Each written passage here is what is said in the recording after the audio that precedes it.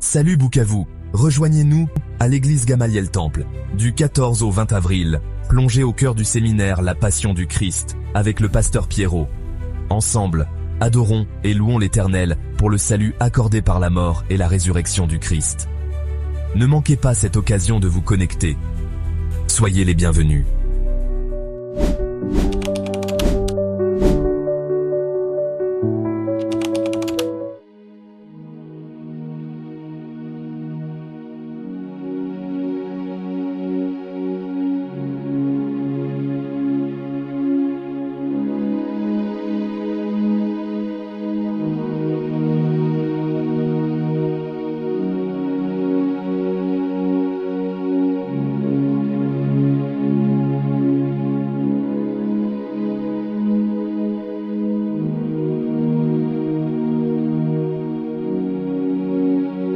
Nous avons envie, nous allons reprendre nos lectures directes. 2 Corinthiens 1:5, Ésaïe 53, 5 à 3 à 5.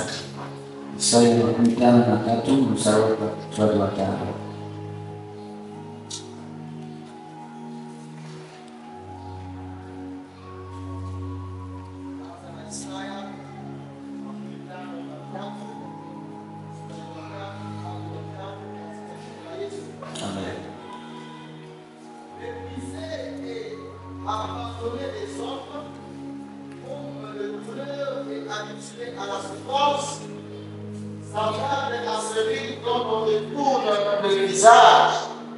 Nous l'avons dédaigné, nous n'avons fait de lui aucun cas. Cependant, ce sont nos souffrances qu'il a portées. C'est de nos douleurs qu'il s'est chargé. Et nous l'avons considéré comme puni, frappé de Dieu et humilié. Mais il était blessé pour nos péchés, brisé pour nos iniquités. Le châtiment qui nous donne la paix est tombé sur lui, et c'est par ces meurtrissures que nous sommes guéris. Amen. Amen. 2 Corinthiens chapitre 1er, le verset 5, il est écrit: car de même que de souffrance que Christ abonde à nous, de même notre consolation abonde par Christ et par votre Seigneur. C'est la parole du Seigneur. Nous l'acclamons. Non, place.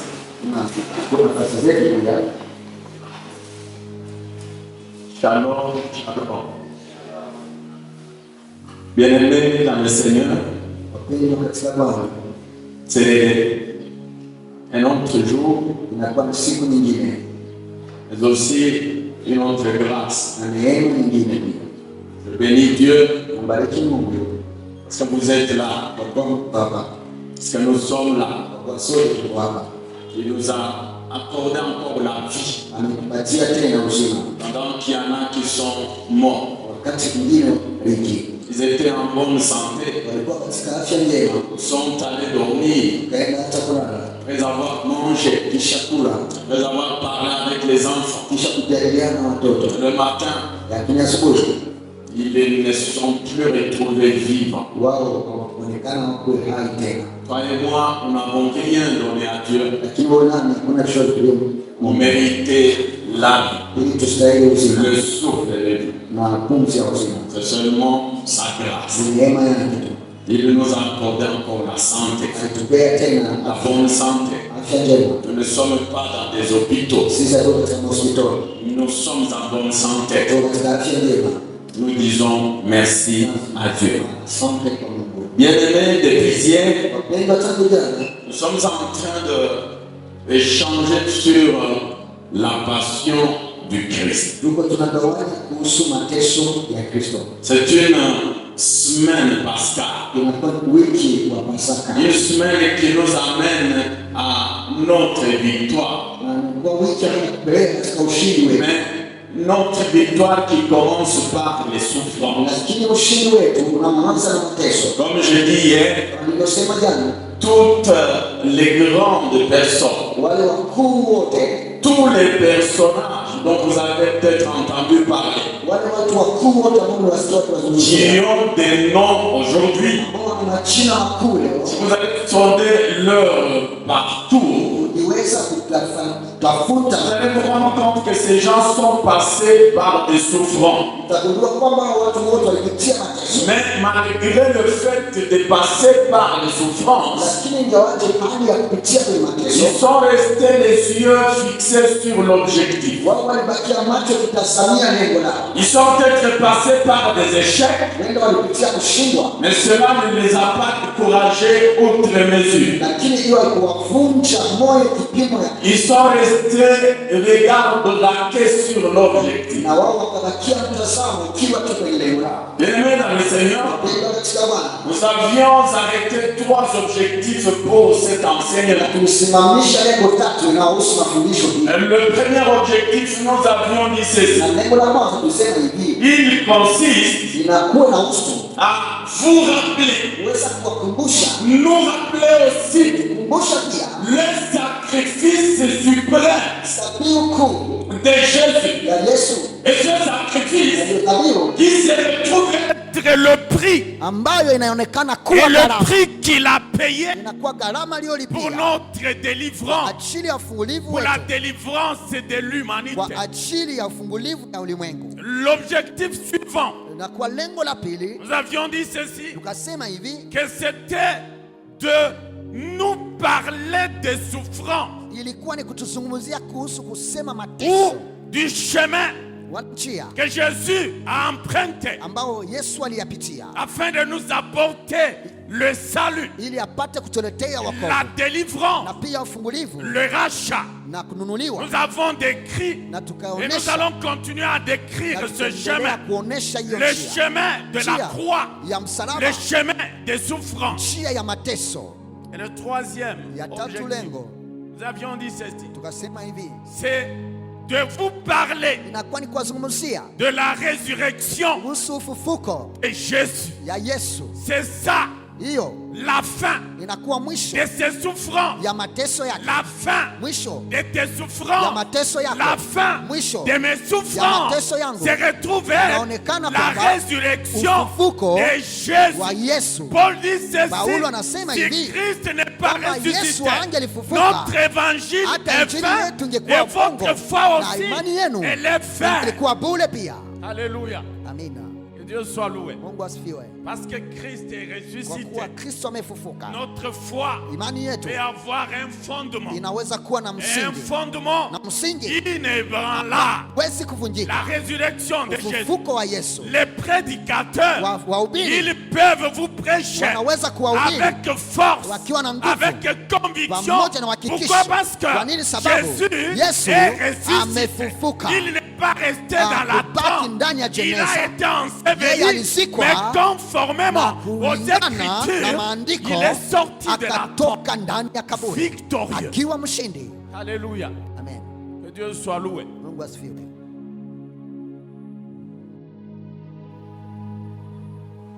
Les souffrances de Jésus.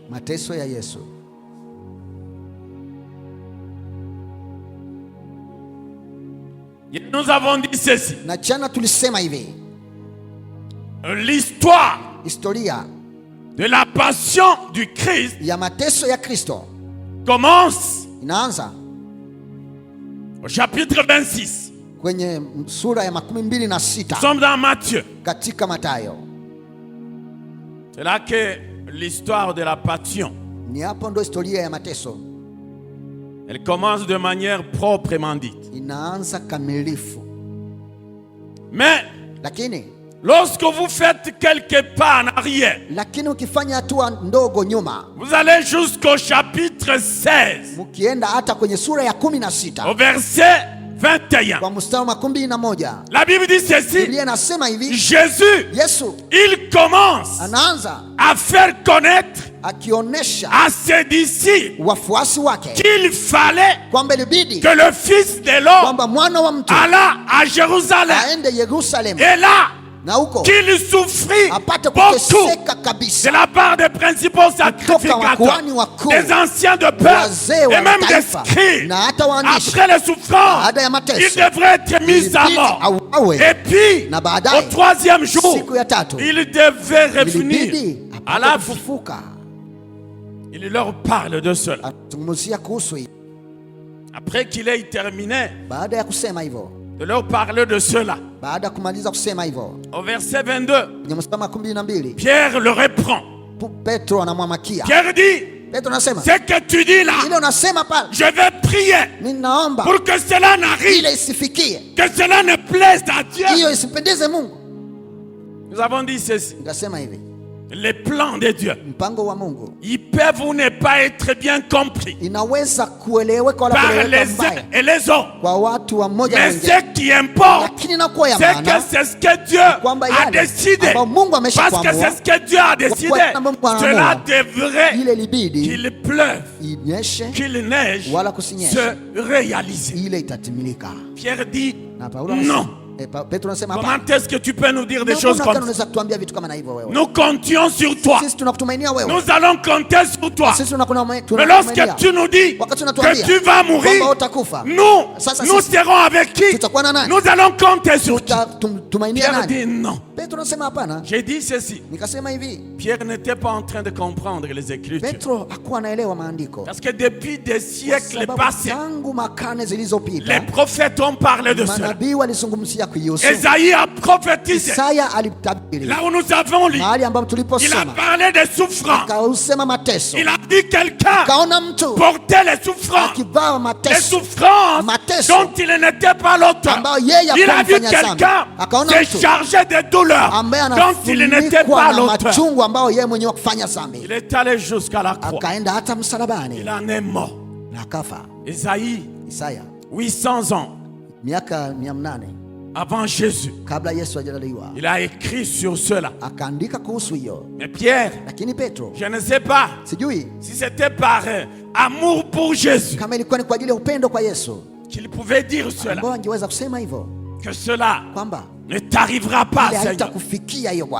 La volonté de Dieu dans ta vie, le plan de Dieu dans ta vie, que les gens veillent ou pas, il doit s'accomplir. Que les sorciers du quartier, de ton village, se réunissent, fassent la coalition, que les complots soient montés, que les conspirations soient montées.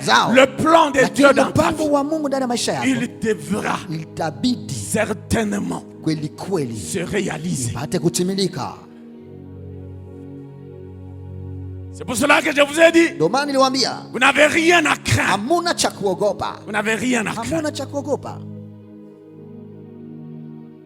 Les gens sont en train de tomber. Vous n'avez rien. Et alors rien n'a craindre. Parce que vous êtes dans le plan de Dieu. Vous êtes dans le plan de Dieu. Verset 23, Jésus le reprend aussi. Il reprend Pierre. Il dit, arrière de moi Satan, tu mets un scandale. Tes pensées, ce sont des pensées des hommes. Ce ne sont nullement les pensées de Dieu. Laisse-moi te dire que les pensées des hommes contre ta vie, les plans des hommes contre ta vie, ce plan, tiens-le pour dire, ils ne pourront jamais, alors jamais se réaliser. Parce que tu es dans le plan de Dieu, mais aussi parce que le plan de Dieu, c'est celui-là qui a précédé les plans des hommes. Le plan de Dieu, il a précédé dans ta vie les plans des hommes. Tu as déjà parlé. Les ennemis viennent en retard. Ils trouvent que leurs paroles de malédiction, leurs paroles de méchanceté, elles viennent et elles trouvent que les paroles de bénédiction étaient déjà prononcées sur ta vie. Tu es quelqu'un béni. Dieu t'a béni. Tu n'es pas n'importe qui. Alléluia. Que Dieu soit loué. Jésus le reprend. Yesu anamwamakia. Il voit dans le Pierre Anaona ndani ya Petro que c'était le diable kwamba ilikuwa ni qui shetani était en train de parler en lui, alikuwa anasema ndani mwake, qui était en train de l'agiter. ambaye alikuwa anamsukuma, Et Pierre était en train de dire des choses na Petro alikuwa anasema vitu contre la volonté de Dieu. zidi ya mapenzi ya Jésus a Mungu. dit, Yesu ça akasema, ce n'est pas Pierre que je huyo connais, sio Petro ambaye ça c'est le namjua, diable huyo ni shetani qui huyo est en train d'agiter ambaye sa anakuwa cœur, anasukuma moyo qui est wake, en train de parler en lui. ambaye kuna zungumza toka ndani mwake. Alléluia. Amina. Que Dieu soit loué. Mungu asifiwe. Rentrons à notre chapitre 26. Turudie kwenye sura yetu ya 26 ya Mathayo. La Bible dit, Biblia inasema après que Jésus kisha Yesu ait fini akimaliza ses discours, kusema maneno yake, il avait des discours. alikuwa akisema maneno. Je vous ai dit, si vous lisez au chapitre 25, Niliwaambia mkisoma sura 25 il y a la parabole kuna kwa mfano des 10 vierges. ya Bikira Et 10 Jésus est en train de parler de ambao son Yesu avènement. anazungumzia kuhusu kurudi kwake. Il parle de son avènement Anasema kuhusu kurudi au travers kwake de cette parabole. kupitia hiyo mfano. C'est une histoire que nous Kwa connaissons. historia ambayo tunajua 10 vierges kuna kwa Bikira qui 10 étaient à l'attente ambao walikuwa na de ngoja l'époux. bwana harusi. L'époux a tardé de venir. Bwana harusi aligawa En plein milieu de la nuit, katika usiku wa la manane, voix retentit. na wakasikia Voilà sauti, l'époux. tazama Allez bwana à harusi, sa rencontre. endeni mkamkutane. Les cinq Na wale que watano la Bible qualifie Biblia inawaita sages, wakakuwa wenye ils hekima, avaient encore walikuwa de bado l'huile dans na leur mafuta lampe. ndani ya taa, Ils sont allumés. na kaasi Ils washa, sont allés à wakaenda la rencontre de wakikutana na bwana l'époux. harusi. L'époux les a pris. Bwana harusi Ils sont entrés akawakuta, dans la salle de wakaingia noces. katika sherehe yao. 5 sont entrés, Na 5 waliingia, 5 sont restés. 5 wakabaki, Alors que toutes ijapo hiyo wote étaient en train d'attendre walikuwa l'époux. wakingoja bwana harusi. Il faut faire attention. Fanya angalisho, Je vous ai dit, niliwaambia tena, même dans l'église, hata ndani ya kanisa ce jour-là, hiyo siku hiyo la trompette qui va sonner, tarumbete ce taupigwa, n'est pas toute oreille qui haiko kila l'entendra. sikio ndio itayasikia, Ce n'est pas toute oreille. sio kio sikia. Ma prière, Maombi yangu c'est que tu sois kwamba uwe parmi ceux-là miongoni mwa wale qui ambao entendront watasikia le son de la mulio wa trompette. tarumbeta. Amina, Que tu sois parmi ceux-là. uwe miongoni mwao. Et ainsi, Na hivi tous tes sacrifices, kila zote kujitoa, toutes tes privations kila kujitoa yako yote seront couronnées. itakuwa na vikwa taji, Couronnées. itavikwa taji. Voilà pourquoi Ndio maana accepte de tout manquer. kubali ukose chote, Ne manque jamais. usikose Et kamwe, alors jamais wala kamwe à ce grand rendez-vous. usikose kwenye Le uteuzi rendez-vous mkuu, des vainqueurs. usikose uteuzi wa Ne washindi, manque pas. usikose, Ne rate pas. usikose hiyo. Parce qu'après cela, Sasa baada ya hiyo ce sera des choses horribles. kutakuwa vitu vigumu sana. Je vous ai dit, Niliwaambia les églises vont continuer. makanisa zitaendelea, Mais c'est l'antichrist qui va s'asseoir sur la chaîne. mpinga Kristo ndo atakuwa kwenye madhabahu, Et na hiyo il sera en train de vous dire des choses. atakuwa anawaambia vitu. Donc, soit tu acceptes, Uenda tu unakubali, avances avec lui, unaenda pamoja soit naye, tu uenda refuses unakataa et tu es tué. na wanakuua, Et là, na hapo tu te sauves utajiokoa par ton propre kupitia sang. damu yako Moi, mwenyewe. je dis, Nikasema hivi, là où le sang de Jésus a mahali coulé, ambapo Yesu damu yake n'accepte pas de ilimwagika, te sauver par ton propre usikubali sang. kujiokoa kwa damu yako mwenyewe, N'accepte pas. usikubali. Sinon, Jésus Isipokuwa regretterait hivyo Yesu atajuta l'œuvre, kazi les sacrifices zabiu accomplis à la croix. aliyotimiza Il va msalabani. se dire, Kwa sababu pourquoi anajiambia, ai-je fait cela? kwa nini nilifanya En hiyo? faveur de qui Kwa faida ya ai-je nani? donné ma vie? Nilitoa uzima wangu. Accepte Usikubali que tu sois sauvé uokolewe, par l'œuvre salvatrice ukubali kuokolewa na kazi ya ukombozi de la croix. ya msalaba, Pas par ton sang. hapana damu yako. Moi, je me dis même ton sang, Najiambia hata damu yako c'est un sang pécheur. inakuwa damu yenye dhambi, Un sang pécheur. inakuwa damu yenye dhambi. N'accepte pas d'être sauvé par un sang pécheur. Usikubali kuokolewa na damu ya Parce qu'il dhambi, y a un sang kwa sababu pur, kuna damu takatifu parfait, ya kamilifu innocent, ambayo isiyo na hatia, qui a coulé à la croix ambayo pour toi. ilimwagika kwenye msalabani kwa ajili yako wewe. Que Dieu soit loué. Mungu asifiwe, Que Dieu soit loué. Mungu asifiwe. Jésus, Yesu après la parabole kisha kusema des 10 mfano vierges, ya mabikira 10, il a donné aussi la parabole des talents. akapana pia mfano ya talanta. Au verset 31, Kwenye mstari wa il 31 parle du jugement des nations. anazungumza pia hukumu ya Le mataifa, jugement dernier. anasema hukumu wa mwisho. Bien-aimé dans le Seigneur, Wapendwa katika Bwana, le jugement, hukumu c'est une vérité inakuwa kweli. Jugement. Hukumu. La Bible dit, Biblia inasema, lorsque le Fils de l'homme wakati mwana wa mtu descendra atashuka dans sa gloire katika utukufu wake avec les anges, akiwa na malaika, il s'assira atakaa sur son trône de kwenye gloire. kiti chake cha enzi cha Et lorsqu'il utukufu. va s'asseoir, Wakati la Bible dit, ataketi, les nations vont être rassemblées ni kusema mataifa itakusanyika au devant de lui mbele yake yeye pour attendre le jugement. wakingoja hukumu. Il va dire, il va séparer. Atatenganisha. Vous allez à ma droite, Ninyi nendeni kwenye mkono wa vous à kuume, ma gauche. nendeni kwenye mkono wa kushoto. Comme un berger se mettrait à séparer les brebis de bœufs. Kama vile mchungaji anaweza kutenganisha kondoo na ngombe. Le jugement, Na hukumu il viendra. itakuja. C'est une vérité. Inakuwa kweli. Et une vérité fondamentale. Kweli kamilifu kabisa. Jugement dernier. Hukumu ya mwisho. Quelqu'un a dit, Mtu mmoja alisema, le Seigneur sera en train de faire passer comme un film. Bwana atakuwa akipitisha kama filamu. Il va montrer à chacun de nous Atakuwa anaonyesha kila mmoja ce qu'a été sa vie. nini ilikuwa maisha yake. Ça veut dire même ce que tu fais dans le secret, Hata yale unayofanya kwenye siri, le service média na hiyo de kazi Dieu ya kutazama vyombo ya Mungu est en train d'archiver cela. inakuwa inaiweka ndani ya. Il faut faire attention. Fanya angalisho. Ça veut dire quoi? Kusema nini? Ça veut dire ces éléments Nasema hiyo vitu seront déposés nawe itawekwa, contre toi. itakuwa inabainishwa Alors, zidi yako. Ça Sasa sera à toi itakuwa kwako d'apporter ya kubaba les preuves contraires. kuleta nayo vitambulisho ambayo itakutetea, Comme les juristes aiment bien le dire, kama vile wahakimu il wanafanya. faut apporter les preuves contraires. Lazima ulete vitu vitakutetea. Est-ce que tu as les preuves contraires Je, una vitu vya kutetea à wewe brandir devant le ya Seigneur? kuonesha mbele ya Bwana? Que bon, ce que vous avez montré Hii là, ambao mnaonesha hapa hii, bon, ce n'était pas ça. hiyo sio hivyo. Peut-être que vous allez abonder, vous allez dire, Wenda mtasema je vais évoquer les circonstances atténuantes. na mimi nitaleta vitu ambavyo vinaweza Et là, le kushusha, Seigneur va te sortir na Bwana atakuletea quelqu'un qui était dans des conditions pires que toi, mtu ambaye alipitia maisha magumu kuzidia wewe, mais qui avait gardé la ligne, lakini ambaye alichunga tu qui est resté mstari, dans la volonté de Dieu. akabaki katika matakwa ya Mungu. Alléluia. Amen. Que Dieu soit loué. Mungu asifiwe. Verset 2, Mstari wa Matthieu pili 26. ya Mathayo 26.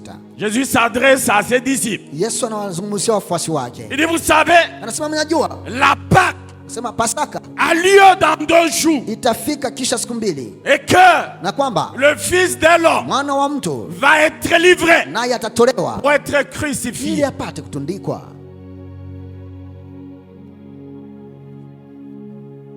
Hier, nous nous sommes séparés Jana tulipotengana, pendant que mchana, j'étais en train d'introduire ces 2 notions. wakati nilikuwa nikifanya kiingilio ya Je hizi dis msemo dans mbili, le langage usuel, nilisema katika msemo wa sasa il y a 2 mots kuna maneno mbili qui se prononcent de la même façon, ambayo inatamkwa kwa hali moja, mais qui n'ont pas la même orthographe, lakini haviandikwe vyote qui n'ont mamoja pas non plus la même signification. na aina yote tafsiri moja. Ces mots, c'est Pâques. Na hiyo msemo ni Pasaka ama Pake, Et il y a un na kuna moja qui s'écrit comme suit. inaandikwa P, P A, A accent circonflexe, ou le chapeau. na hiyo aksa Qui, U, E et S. imeandikwa kama vile mchungaji anasema, C'est le premier inakuwa ya kwanza hiyo mot. msemo wa Pake. kwanza Pake. Ce mot, Hiyo msema, bien-aimé dans le Seigneur, wapendwa katika Bwana, si vous allez regarder dans la Bible, mkitazama katika Biblia, ce mot hiyo msema n'y intervient nulle part. hiyo haionekane hata nafasi moja, Et pourtant, japo hiyo il signifie inamaanisha la fête la plus grande des fêtes chrétiennes, fete kubwa ya mafete ya masherehe zote ya où Wakristo, les chrétiens du monde entier ambao Wakristo wa dunia mzima célèbrent la résurrection wanasherekea de Jésus, kufufuka kwa Yesu, ou wenda la victoire de Jésus sur la mort. wanda ushindi wa Yesu juu ya mauti. 3 jours après sa crucifixion. Siku 3 kisha kutundikwa kwake. Alléluia. C'est ça. Hiyo ndo C'est dont nous sommes en train de parler. ambao tuko tunazungumzia. Ce mot bien-aimé dans le Seigneur. Msemwa hiyo wapendwa katika Bwana. La Bible dit, Biblia inasema, il tire. nasema inatokea. Il tire son sens Inatosha hali yake dans l'autre mot. katika msemwa hiyo Où ingine, il est ancré dans l'autre. wala inaingia katika hiyo ingine. Et cet autre, Na hiyo ingine c'est Pâques, P-A, accent circonflexe, Q-U-E. kama vile mchungaji anasema, Lui n'a pas de S yeye hana S, à la fin. hana S huko mwisho, Mais aussi, lakini pia il est toujours précédé na inaanzishwa, par l'article là. inaandikwa tu na hiyo msemwa la. C'est pour cela que nous disons Ndio maana tunasema la Pâques. tunasema Pasaka ama la Paki kama vile anasema. Cette autre Pâques, Na hiyo Paki ingine c'est une fête juive. inamaanisha karamu ya Wayahudi, Une fête où inakuwa sherehe ambako tous les juifs du monde entier, Wayahudi wote wa ulimwengu nzima, partout ils se retrouvent, mahali pote wanakutanika, ils commémorent wanakumbuka leur libération, ufungulivu wao, leur délivrance ufungulivu wao de l'esclavage des Égyptiens. kutoka utumwa wa Misri. Cela a eu lieu autour de l'an 1500 avant Jésus. Na hiyo ilitokea wenda katika miaka 500 kabla Yesu. Et après qu'ils aient passé 430 ans dans l'esclavage en Égypte, Kisha kupisha miaka 413 kwenye utumwa uko Misri. Dieu, Mungu il finit par anamaliza les libérer. anafikia kumfungua Après 300-430, baada ya miaka 213 nous allons les devenir. leo hii. Mais aussi, Lakini pia la Pâque, hiyo Paki elle est nommée parmi les 7 fêtes des Juifs. inaitwa miongoni mwa sherehe 7 za Wayahudi. Qui les connaît? Na nani anajua? Cette fête juive.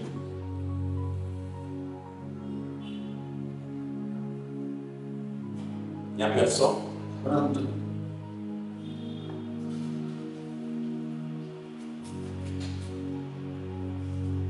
C'était une guerre. alikuwa mtihani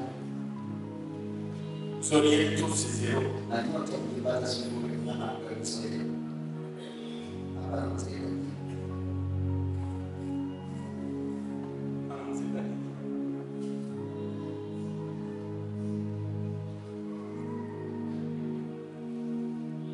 Les 7 fêtes juives sont les suivantes. Na hizi kama saba ya Wayahudi ndio hizi sasa.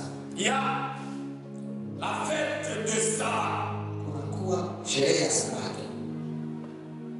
Il y a la fête de pain sans levain. Kunakuwa karamu ya mkate usiotiwa chachu.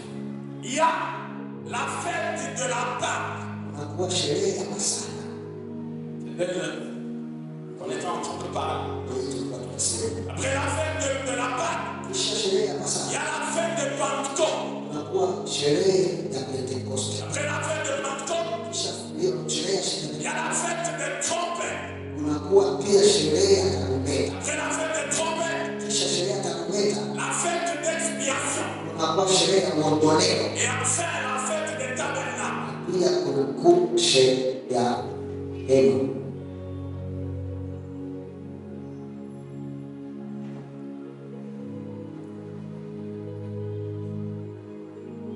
Je vous donne la réponse à la question de l'internaute. Vous l'écrivez. Na wapa pia jibu kwenye hiyo swali la Kenya mwanamke. Et demain, je vais te poser la même question. Kesho nitawaswali hiyo swali. Cette fois-là, celui qui va réussir ou celle qui va réussir, Mwenye ataweza il aura ou il aura un tableau. atapata zawadi. Alléluia. Faut vous encourager. Lazima tuweke Cherchez la connaissance. ya kutafuta maarifa. Bien-aimé, Wapendwa, lorsque Jésus parle wakati Yesu anazungumza à ces disciples, kwa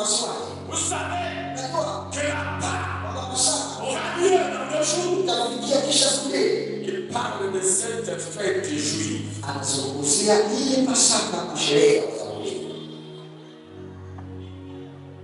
Nous allons le voir. C'est une fête instituée par Dieu lui-même. Ça veut dire chaque année, les Juifs commémorent leur sortie de l'Égypte, traversant la mer Rouge à pied sec. C'était prodigieux ce que Dieu a fait pour eux. Il dit, parlez-en même à vos enfants. Lorsque les enfants vous demanderont qu'est-ce que cela signifie, vous leur direz que l'Éternel nous étions en esclavage en Égypte après 430 ans. L'Éternel nous délivrait des mains des Égyptiens et nous traversons la mer Rouge à pied sec. N'est-ce pas miraculeux? Vous raconterez cela. Et chaque année, cette fête, elle devra être commémorée par cette famille. Et ils font ça.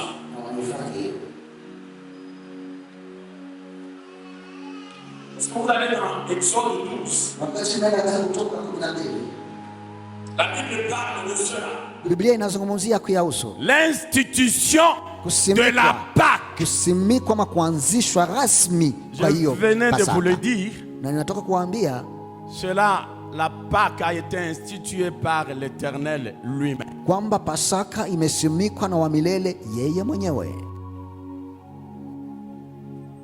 C'est Dieu qui l'a établi. Ni Mungu ndo ameyasimika, Et ce que Dieu a établi, na yale ambayo Mungu amesimika, cela ne doit aucunement souffrir d'inobservance. na hiyo haiwezi hata kuteseka na kusema tuibadilishe. Exode 12, verset 1. Kutoka 12 mstari wa kwanza. La Bible dit Dieu appela Moïse et Aaron Biblia inasema Mungu akamwita Mosi na pia Haruni, alors en Égypte. nendeni huko Misri. Il leur dit, Anawaambia ce mois katika mwaka huu, mwezi huu sera pour vous itakuwa kwenu, le premier mois itakuwa mwezi wa kwanza, ou le premier des mois de l'année. huenda mwezi wa kwanza wa miezi ya mwaka. Il parlait du mois de Nissan. Alikuwa na kuzungumzia mwezi wa Nisani. Nissan, c'est dans le calendrier juif. Nisani inakuwa katika kalendari ya Wayahudi, Mais dans le calendrier grégorien, lakini kwenye kalendari ya Wagiriki il intervient entre le mois de mars et le mois d'avril. inakuwa katikati ya mwezi wa 3 na mwezi wa 4. C'est pour cela que vous avez remarqué Ndio maana mtaenda kugundua kwamba que toutes les fêtes de Pâques qui se sont succédées kila sherehe zote za Pasaka ambazo zimeisha interviennent kufuatana entre mars et avril, inakuwa inapitikana tu katikati ya mwezi wa 3 na mwezi wa 4, qui correspond au premier mois dans le calendrier juif ou le mois de Nissan. ambayo inaambatana na mwezi wa kwanza kulingana na kalendari ya Wayahudi ama ya Nisani. Et pour l'année 2025, Na kwa mwaka wa 2025 le mois de Nissan dans le calendrier juif, na mwezi wa Nisani katika kalendari ya Wayahudi il a commencé depuis le 28 ilianza tangu tariki 28 wa et mwezi il wa va 3 se terminer le 26 avril. na itaisha katika tariki 26 ya mwezi wa 4, Le premier mois dont l'Éternel parle. mwezi wa kwanza ambao wa milele anazungumzia. Il dit, Anasema rassemblez tous les Juifs, kusanya Wayahudi wote tous les Hébreux, wote wa Ibrania et na dites-leur uambie de sélectionner wapate kuchagua un agneau mwana kondoo dès le 10e jour de ce mois de Nissan. katika mwezi wa 10 wa mwaka, mwezi wa Nisani, siku ya 10. Il sélectionne un agneau pour chaque famille, pour chaque maison. Wapate kuchagua mwana kondoo kwa ajili ya kila jamaa wala kila nyumba. Et l'agneau qui sera sélectionné, Na mwana kondoo ambaye atachaguliwa ça sera un agneau sans défaut. itakuwa mwana kondoo asiye na taka, Sans défaut. sio na taka.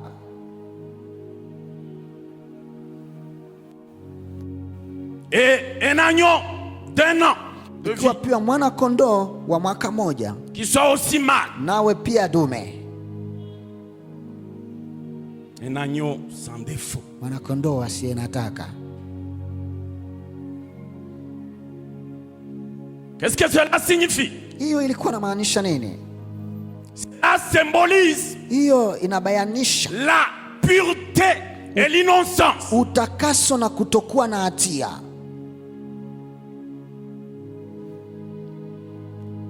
Mais aussi na pia l'absence de défauts pokuwa hata taka yoyote. reflète Inamaanisha la perfection ukamilifu requise ambayo inafaa pour le sacrifice. kwa ajili ya dhabihu.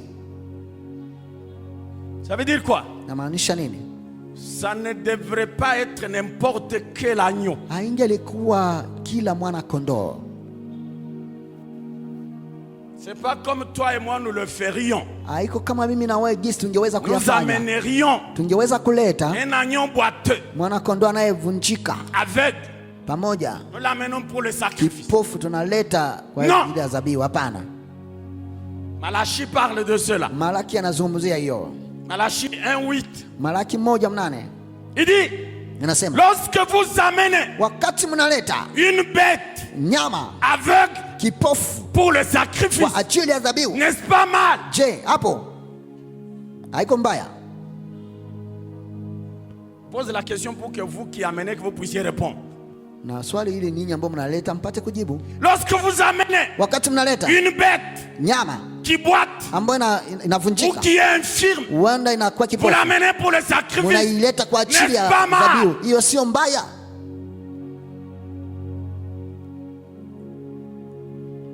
Et c'est lui qui amène pareille bête, Yule ambaye analeta mnyama kama na huyo qu'il répond. ajibu sasa.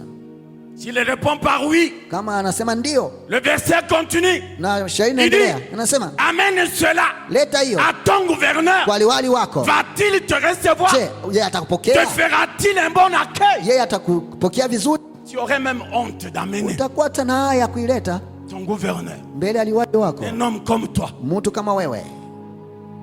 Combien nous amenons des choses qui ne valent pas Mara ngapi tunaleta vitu visivyofaa dans la maison de Dieu? na kustahili katika nyumba ya Mungu,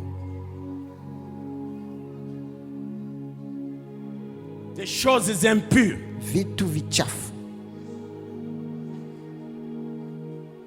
Si vous lisez, vous montez le verset 7, 6. Mkienda hata Je kwenye dis, sura vous yake ya amenez mstari wa 7 les 8, aliments impurs sur mon autel. anasema mnaleta chakula chafu kwenye madhabahu Vous yangu, les sacrificateurs, kwa ajili wa kuhani. nous amenons des choses Tunaleta vitu sans valeur. visivyo na mafaa. Et lorsque tu amènes tes 200 francs, Wakati unaleta hiyo pesa yako 200 tu les chiffonnes. na unaikunja tena, Ce n'est pas pour le plaisir de les chiffonner, sio kwa kufurahia mais kuikunja, tu fais tout pour que personne ne voie que dans ta main il y a 200 francs. unafanya yote ili kusio mtu ataona kama una 200. Boxeur. Unakuwa mpiga ngumi wewe, Alors qu'au marché, japo hiyo kwenye les soko 200 francs n'ont pas de valeur. na hiyo 200 haina tena hata thamani, Ça n'achète rien. hainunui chochote. Mais dans la maison de Lakini Dieu, katika nyumba ya Baba Dieu prend. Mungu kamata, Le quoi nayo? tu l'avais Tu ne vois pas qu'il y a la crise. wewe, aone kama kuna Tu ukosefu, ne vois pas que je ne travaille plus. aone kama situmiki tena, Mais tu manges. lakini si unakula wewe Matin, midi, soir. asubuhi, mchana na magharibi. Je ne peux pas amener la dîme. Mimi siwezi leta moya 10 Parce que je ne travaille plus. sasa situmike mimi. Dieu voit qu'il sait que je ne travaille plus. Mungu si anajua kama situmiki Mais mimi, tu manges. lakini unakula Matin, midi, soir. asubuhi, magharibi na mchana pia. Alléluia. Amen, Alléluia. amen.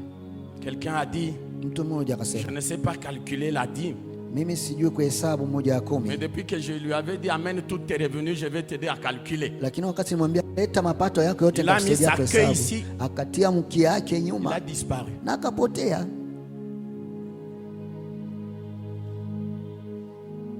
Bien-aimé, Wapendwa, on ne se moque pas de Dieu. hamziaki Mungu. On ne se moque pas de Dieu. Mungu haziakiwi. Ça veut dire c'est qu'un homme aura semé. Biblia inasema atakayopanda mtu C'est ça qu'il va récolter. ndo pia atavuna. C'est ça qu'il va récolter. Ndo atavuna. Alléluia. Amen.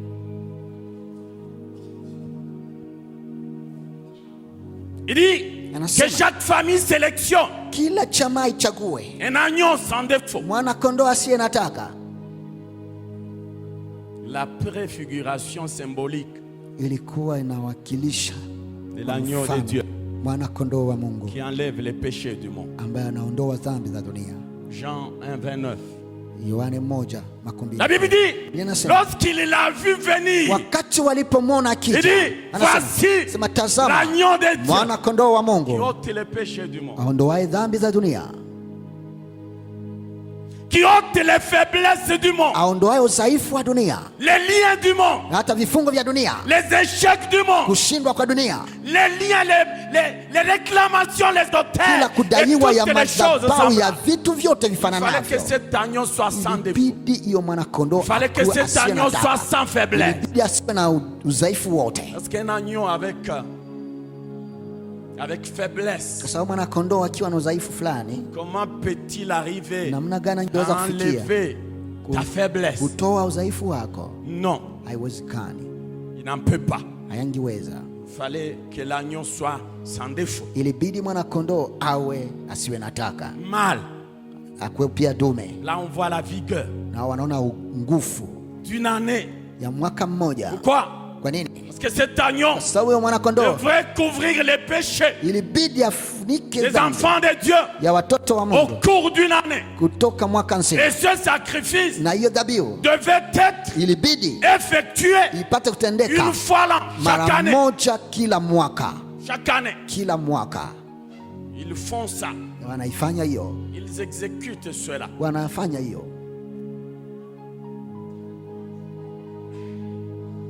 Pour se souvenir kwa ajili ya kumbukumbu, et comment Dieu les a délivrés des mains des Égyptiens. namna jinsi Mungu aliwaokoa toka mikono ya Wamisri. Bien-aimés dans le Seigneur, Wapendwa katika Bwana, pour bien comprendre kwa kuelewa vizuri, que nous allons entrer en profondeur de cette Pâque, la Pâque juive. kwa sababu tunatafuta kuingia kwenye vilindi kabisa ya hii Pasaka ya Wayahudi. Nous avons dit que c'est là que la Pâque, la fête chrétienne, tire ses origines. Tukasema ni pale ndo sherehe so inatosha Oui, mizizi il yake, tire son origine de là. inatosha mizizi Parce yake, qu'il a conservé le sens kwa sababu ilibaki na hiyo haki de la Pâque, ya Pasaka le sens tiré de l'hébreu. ambayo inatoka katika Waebrania. Pessa. Pesa La fête chrétienne a conservé le sens. na sherehe ya Kikristo nayo Et quel est ilichunga le hiyo. sens Lakini de Pessa? inamaanisha nini hiyo pesa? C'est-à-dire Inamaanisha passer. kupita, Les autres préfèrent parler du passage. wengine wanasema ni mapito. C'est ça le sens. Hiyo ndio inakuwa maana La yayo. fête chrétienne, Sherehe ya Wakristo elle va encore plus loin pour parler de la délivrance. inaenda mbali hata kusema kuhusu Oui, fungulivu, parce que les Juifs, kwa kuwa Wayahudi ils en étaient délivrés. nao pia walifunguliwa. Lorsque Wakati l'ange exterminateur malaika mharibifu est passé la nuit, alikuwa akipita il usiku, a vu aliona que sur les linteaux kwenye et vizingiti sur les poteaux na kwenye de chaque maison, lango ya nyumba, là où il y avait mahali les ambapo Juifs, kulikuwa il y Wayahudi avait le sang. kulikuwa damu, Le sang applique. kulikuwa damu inapagaa kwenye Nous allons y vizingiti. revenir Taifikia avec force et détail. tukiwa tukiingia vile, Nous rentrons à Exode chapitre 3. tunarudilia Kutoka sura yake ya 3, Commencez au 7e chapitre. Au 7e verset, pardon. tukianzia kwa mstari wake wa 7. Dieu s'adresse à Moïse. Hapa Mungu anamzungumzia Musa. Si vous commencez au premier verset, Ukianza kushairi ya kwanza, c'est le récit du buisson ardent. hapo inakuwa kuhusu vijiti ambavyo vinawaka Vous moto, descendez, vous connaissez l'histoire. na mkishuka mtaona historia. Au verset 7, Na kwa mstari wa 7 Dieu dit à Moïse, Mungu anamwambia Musa, il dit, anamwambia j'ai vu niliona les souffrances mateso de mon ya peuple taifa langu qui est en Égypte. ambayo inakuwa kwa Misri. Il continue, il dit, Anaendelea j'ai nasema, entendu nikasikia les cris malalamiko qui lui fait pousser ambao son oppresseur. waadui wao wanawafanya walalamike, Et je connais na mimi najua sa douleur. machungu Il yake, dit, car je connais sa kwa douleur. sababu najua machungu yake.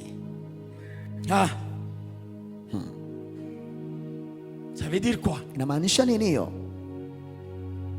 Il dit, je vois les souffrances. Naona mateso. Je me dis que c'est pas la veille que les Hébreux ont commencé à crier.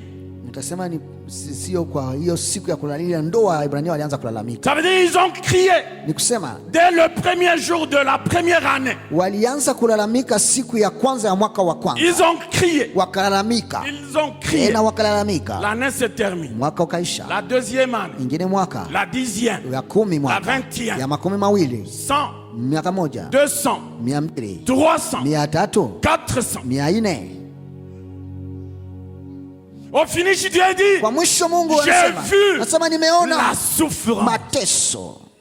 Alléluia. Amen. Je ne sais pas, ta souffrance date de combien d'années, combien de mois. Sijui mateso yako wewe inakuwa na siku ngapi wala miezi ngapi wala mwaka ngapi. Est-ce que tu commences à te plaindre? Kwa sababu unaanza kuomboleza Depuis. tangu sasa. Est-ce que Dieu me voit? Je, Mungu ananiona? Est-ce que Dieu me connaît? Mungu ananijua? Unalia machozi nato. Tu pleures même les larmes coulent. Makamasi nato. Il y a aussi des morts.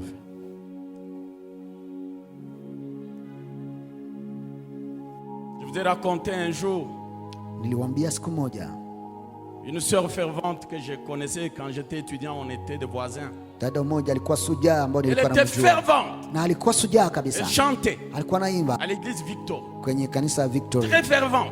Sujaa kabisa. Un jour je la vois. Siku moja namuona anakuwa anabeba mimba.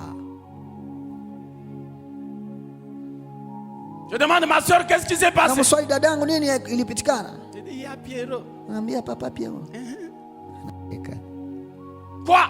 Nini? Bien Mungu binagawiyak. Les choses de Dieu traînent toujours.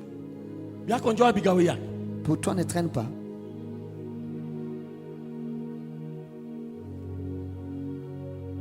Alléluia. Amen. Dieu voit. Mungu anaona. Dieu entend. Mungu anasikia.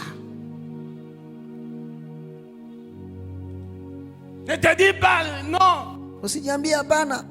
Utakuwa mgeni wa nani? Où serais-je? Utakuwa tu mgeni wa Mungu. Tu seras seulement visiteur de Dieu. Ne cherche pas de raccourcis. Usitafute njia mwepesi. Ta situation a un temps. Inakuwa na wakati wake. Elle a une période. Inakuwa na wakati wake. Elle a un moment. Inakuwa na muda wake. Déjà arrêté. Ambao umesimikwa par tayari Dieu. pamoja na Mungu mwenyewe. Déjà arrêté. Mungu amesha kusimika.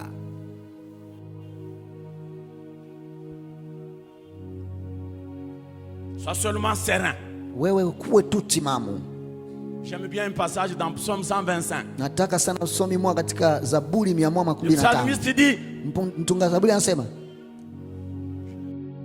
tu ne permettras pas hautaruhusu que le sceptre de la méchanceté kwamba fimbo ya uovu reste éternellement ibakie sur milele la part du juge. kwenye sehemu ya Parce wenye que si haki. tel est le Kwa cas, sababu kama ni le hivyo, juste sera tenté na huyu mwenye de haki tourner ses atajaribiwa na regards vers l'iniquité, vers le kutazamia mal, maovu pour na aller mabaya, chercher kwa les raccourcis, kutafuta parce que njia l'Éternel fupi, traîne kwa sababu wa milele dans la anagawia réalisation de ses promesses. kwa kutimiza ahadi zake. Il y a un temps. Kuna wakati Il dit, le sceptre de la méchanceté anasema fimbo ya uovu ne restera pas haitabakia éternellement kila leo sur le lot kwenye du sehemu juste de ya Dieu, wenye haki wa Mungu, afin que le ili juge kwamba mwenye ne haki soit tenté de asijaribiwe tourner ses mains ya de kutazama l'égard vers l'iniquité. kwenye maovu. Sois serein. Wewe baki timamu. C'est la parole de Hiyo Dieu. ni neno la Mungu. Ça veut dire Ninasema ton problème hali yako à un moment, ina muda, à un temps ina wakati qui est déjà ambao fixé umeshasimikwa par l'Éternel. na Mungu mwenyewe. Sois serein. Bakia timamu. Reste les yeux Bakia fixés sur l'objectif. ukitazamia lengo. Sur l'objectif. Tazamia lengo. Sur l'objectif. Tazamia lengo. Ne t'en détourne pas. Usiende kinyume. Ni à gauche ni à droite. Wende kume na kushoto. Reste les yeux Bakia macho fixés sur l'objectif. ikitazamia lengo. Ce que tu connais, Ya mbona yajua, ce que tu traverses, ambao unapitia ça ne va pas rester haitabaki éternellement milele en train de te faire ikiwa souffrir. inakutesa Non, hivyo. Hapana. le temps de Dieu. Wakati wa Mungu itatoka. Amina.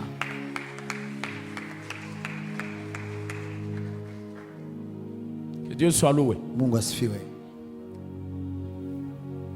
Il dit, Anasema il ne s'est pas seulement limité à voir, kusimamia tu kuona à entendre. na kusikia. Verset 8, il dit, Mstari wa 8 anasema je suis descendu maintenant nimeshuka mimi pour mwenyewe aller sasa les délivrer. kwenda kuwafungua. Il dit, maintenant. Anasema sasa.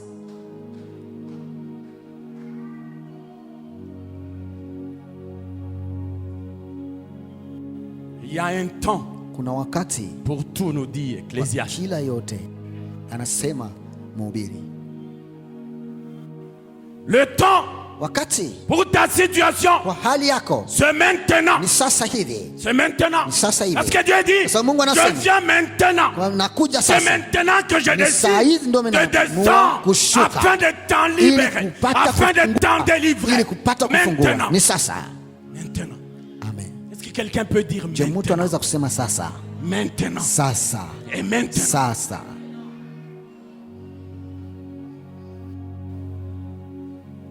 Alléluia. Amen.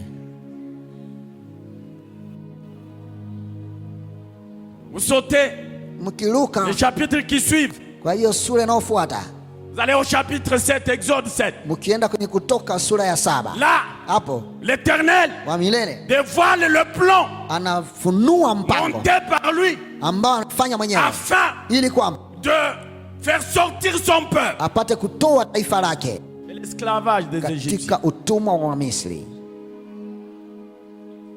Il appelle Moïse. Anamuita Musa, Il fait de Moïse un Dieu anafanya Musa kwa Mungu devant Pharaon. mbele ya Farao. Alléluia. Amen. Laisse-moi te dire que tu es un Dieu devant ton problème. Acha nikwambie kwamba uko Mungu mbele ya shida yako. Dieu Mungu a fait de toi alifanya un wewe Dieu Mungu devant ce qui te fait mbele ya pleurer. yale ambayo Mais yanakuogopesha, tu l'ignores tout lakini simplement. wewe Tu unajisahau ne tu, sais pas que haujui tu es un kwamba Dieu. wewe ni Mungu. Un Dieu ne pleure pas. Mungu ali, Un Dieu ne gémit pas. Mungu Un aomboleze, Dieu ne se lamente pas. Mungu Un aomboleze. Dieu, Mungu il utilise le anatumia pouvoir. mamlaka, Parce que Dieu, kwa sababu Mungu en même temps qu'il fait de hapo Moïse Dieu, akiwa anafanya Musa il Mungu lui investit d'un anamuvika grand pouvoir, mamlaka le pouvoir makubwa d'opérer. ya kuweza kutenda. Alléluia. Amina. Moïse, Musa devant Pharaon, mbele ya Farao il a opéré akatenda des signes na hapa et des prodiges, des alama na miracles devant miujiza Pharaon. mbele ya Farao. Alléluia. Amen. Et lorsque vous regardez bien, Mkitazama vizuri, le Dieu là, ce n'est pas avec un D minuscule, huyo Mungu haiko Mungu na hiyo D c'est avec ya un kidogo, D majuscule. inakuwa D inaandikwa na herufi kubwa, Un grand Dieu.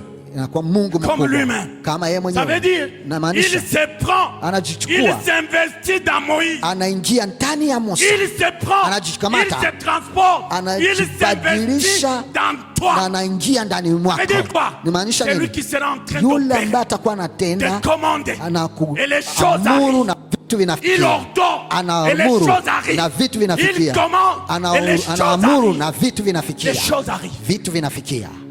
Dieu a investi du pouvoir. Mungu anamuvika mamlaka, C'est pour que ni ili kwamba lorsque les dieux étrangers wakati miungu ya kigeni verront wataona ce que le vrai Dieu ambao Mungu sera en mkubwa train de faire, atakuwa akifanya, qu'il plie les genoux, qu'il wakunje fléchisse, miguu, qu'il wapige magoti, dise waseme il y a un Dieu kuna Mungu, et il y a un Dieu. kuna Mungu na Celui-ci, miungu na il n'y en a Mungu pas comme lui. huyo, hakuna aliye Il y en kama a pas naye, comme lui. hakuna aliye kama naye, Le véritable, wa kweli, le créateur, muumbaji celui qui a été avant le ambaye commencement, alikuwa kabla le mwanzo, Saint d'Israël. mtakatifu wa Israeli.